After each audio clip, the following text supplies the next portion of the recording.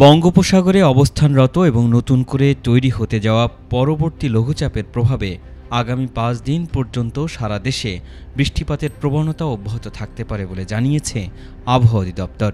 আবহাওয়া অফিস বলছে, বর্তমানে উত্তর বঙ্গোপসাগর ও তৎসংলগ্ন এলাকায় অবস্থানরত লঘুচাপটি উত্তর পশ্চিম বঙ্গোপসাগর ও তৎসংলগ্ন পশ্চিমবঙ্গ উপকূলীয় এলাকায় অবস্থান করছে।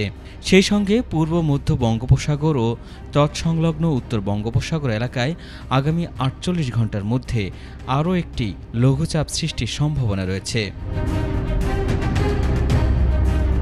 বুধবারের আবহাওয়ার পূর্বাভাসে বলা হয়েছে, সকাল ৯টা থেকে পরবর্তী ২৪ ঘন্টায় রংপুর, রাজশাহী, ঢাকা, ময়মনসিংহ, খুলনা, বরিশাল, চট্টগ্রাম ও সিলেট বিভাগের কিছু কিছু জায়গায় অস্থায়ীভাবে দমকা হাওয়াসহ হালকা থেকে মাঝারি ধরনের বৃষ্টি অথবা বজ্রসহ বৃষ্টিপাত হতে পারে।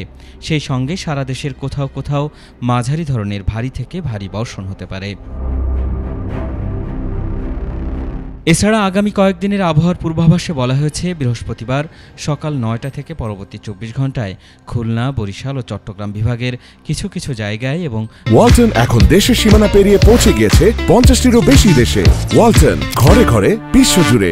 রংপুর, রাজশাহী, ময়মনসিংহ, ঢাকা ও সিলেট বিভাগের দু এক জায়গায় অস্থায়ীভাবে দমকা হাওয়াসহ হালকা থেকে মাঝারি ধরনের বৃষ্টি অথবা বজ্রসহ বৃষ্টিপাত হতে পারে। সেই সঙ্গে সারা দেশের কোথাও কোথাও মাঝারি ধরনের ভারী থেকে ভারী বর্ষণ হতে পারে। শুক্রবার সকাল ৯টা থেকে পরবর্তী ২৪ ঘন্টায় চট্টগ্রাম ও সিলেট বিভাগের কিছু কিছু জায়গায় এবং রংপুর, রাজশাহী, ময়মনসিংহ, ঢাকা, খুলনা ও বরিশাল বিভাগের দু এক জায়গায় অস্থায়ীভাবে দমকা হাওয়াসহ হালকা থেকে মাঝারি ধরনের বৃষ্টি অথবা বজ্রসহ বৃষ্টিপাত হতে পারে। এছাড়া সারা দেশের দিনের তাপমাত্রা সামান্য বাড়তে পারে এবং রাতের তাপমাত্রা সামান্য কমতে পারে।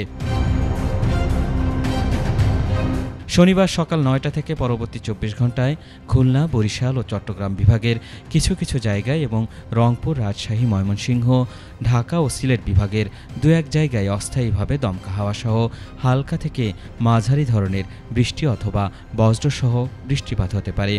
সেই সঙ্গে সারা দেশের কোথাও কোথাও মাঝারি ধরনের ভারী থেকে ভারী বর্ষণ হতে পারে। এছাড়া সারা দেশে দিন এবং রাতের তাপমাত্রা সামান্য কমতে পারে বলে জানিয়েছে আবহাওয়া অফিস। আল ইমরান, এটিএন বাংলা, ঢাকা।